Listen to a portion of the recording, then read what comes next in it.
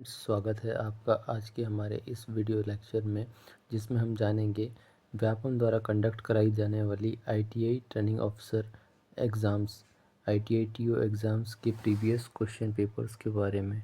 दोस्तों, हाल ही में जो 2024 में जो आईटीआई टीओ के एग्ज़ाम्स हुए हैं, उसमें कौन कौन से क्वेश्चन हमें देखने को मिले हैं, उसके बारे में अपन आज की इस वीडियो में डिस्कस करेंगे। दोस्तों, बात करते हैं।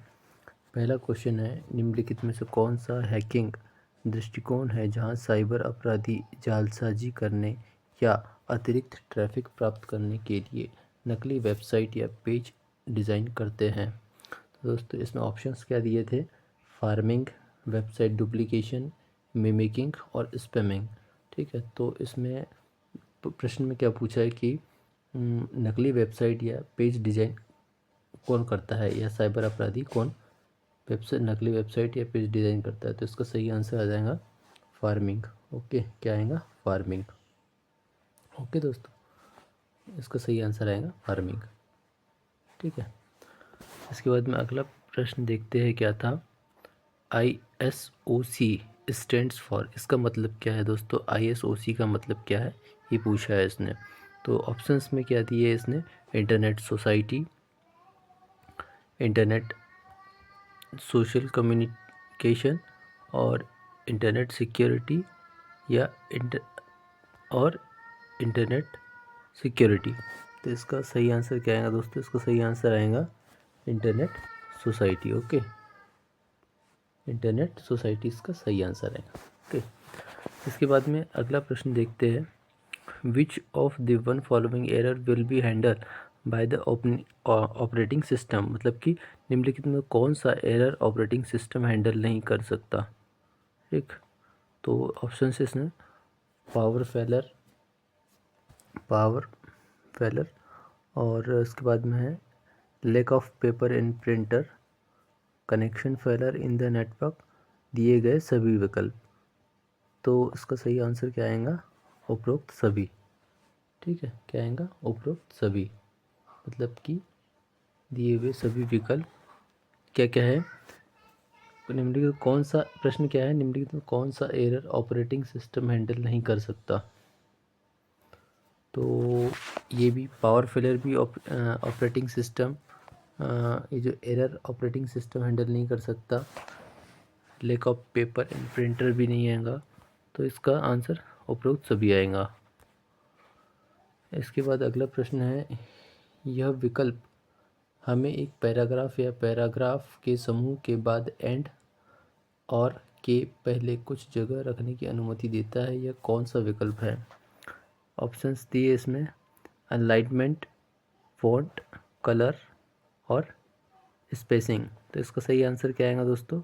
इसका सही आंसर आएगा स्पेसिंग। ओके, क्या आएगा? स्पेसिंग। मतलब कि प्रश्न दोबारा देखते, यह विकल्प हमें एक पैराग्राफ या पैराग्राफ के समूह के बाद एंड या और के पहले कुछ जगह रखने की अनुमति देता है। यह विकल्प कौन सा है? तो इसका सही आंसर क्या आएगा? स्पेसिंग।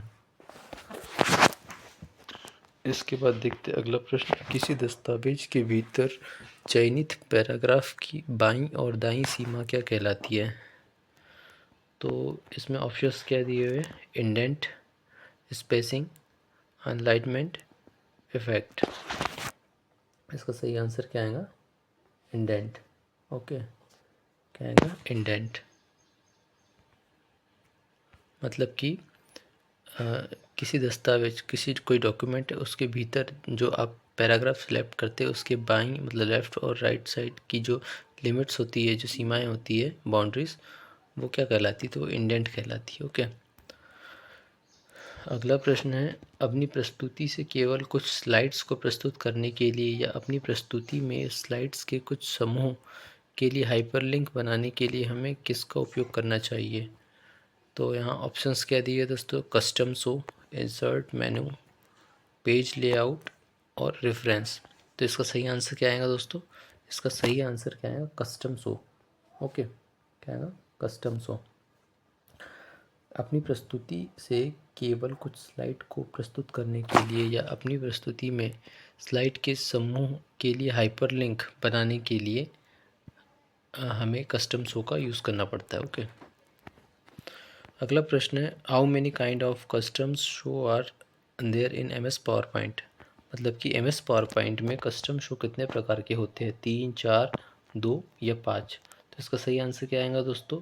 इसका सही आंसर आएगा 2, है ना, 2। मतलब कि एम एस पावर पॉइंट में कस्टम शो 2 प्रकार के होते हैं। ठीक, ये फिर नेक्स्ट प्रश्न है which provides the referential integrated between row और कॉलम ऑफ वेरियस टेबल। विभिन्न तालिकाओं की पंक्तियों या स्तंभों के बीच संदर्भात्मक अखंडता अर्थात रेफरेंशियल इंटीग्रिटी कौन प्रदान करता है। तो इसका सही आंसर क्या आएगा? ऑप्शंस क्या दिए? My SQL, operating system, Microsoft Windows और वर्डपैड। तो इसका सही आंसर आएगा दोस्तों माई एसक्यूएल। क्या आएगा?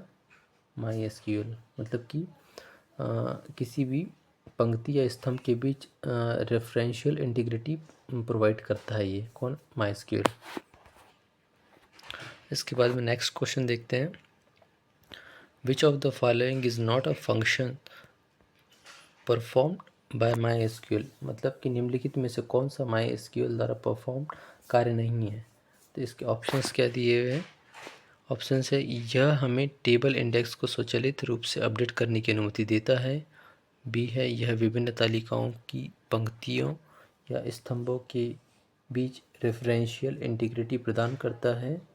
यह हमें टेबल, रो, कॉलम और इंडेक्स या डेटाबेस ऑपरेशंस को लागू करने की अनुमति देता है। अगला ऑप्शन है यह हमें आर्ट बनाने की अनुमति देता है। तो इसका सही आंसर क्या आएगा? यह हमें आर्ट बनाने की अनुमति देता है। काय की अनुमति देता है? आर्ट बनाने की अनुमति देता है। कौन? माई एसक्यूएल द्वारा जो परफॉर्म्ड जो वर्क है, मतलब माई एसक्यूएल द्वारा परफॉर्म कार्य ये नहीं होता। ठीक है, हमें आर्ट बनाने की अनुमति नहीं मिलती। बाकी जो उपरोक्त 3 जो दिए हुए वो माई एसक्यूएल के द्वारा परफॉर्म होते हैं। इसके बाद में next question number 10 what is the correct HTML element for the largest heading. सबसे बड़े शीर्षक के लिए सही HTML तत्व या एलिमेंट क्या है। तो इसने क्या दिया है? बहुत ही आसान प्रश्न है दोस्तों। ये इसके ऑप्शन से है A, option A H6 heading, head और H1। तो इसका राइट आंसर आएगा दोस्तों H6। मतलब सबसे बड़ी हेडिंग यही होती है। ओके, इसके बाद में अगले प्रश्न की बात करें what is the correct HTML element for interesting a link break. Line break डालने के लिए सही HTML एलिमेंट क्या है। तो इसका ऑप्शंस दिए ब्रेक, BR, IBR और LBR और SPR। तो इसका क्या आएगा सही आंसर? इसका आएगा ब्रेक के लिए ये वाली कमांड यूज होंगी। कौन सी?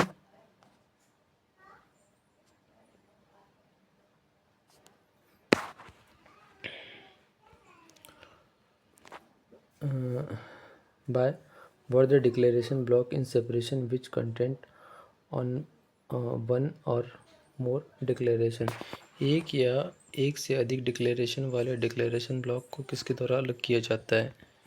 तो इसका आएगा full stop, colon, semi colon और राउंड ब्रैकेट। तो इसका सही आंसर आएगा दोस्तों सेमी कोलन अर्थात अल्पविराम। What is the full form of ITA 2000। इसका राइट आंसर आ जाएगा आपको सूचना प्रौद्योगिकी अधिनियम 2000। ठीक है, IT एक्ट का पूरा नाम है सूचना प्रौद्योगिकी अधिनियम 2000। Okay, which of the following represent billion characters. निम्न में से कौन सा बिलियन कैरेक्टर्स अरब वर्णों का प्रतिनिधित्व करता है। Terabytes, megabytes, kilobytes and gigabytes. तो इसका सही आंसर आएगा दोस्तों गीगाबाइट्स, जो है कितने का? अरब वर्णों का जो बिलियन कैरेक्टर्स है उसको रिप्रेजेंट करता है गीगाबाइट। आसान प्रश्न था दोस्तों। इसके बाद में अगला प्रश्न देखते हैं।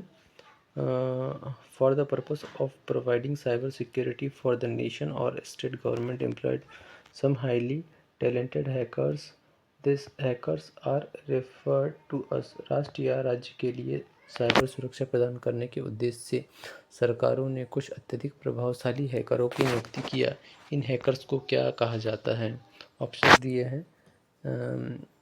राष्ट्र राज्य प्रायोजित हैकर्स, CIA ट्राइब, विशेष हैकर्स, सरकारी हैकर्स। इसका सही आंसर आएगा दोस्तों राष्ट्र राज्य प्रायोजित हैकर्स। ओके, आएगा नेशन स्टेट स्पॉन्सर हैकर।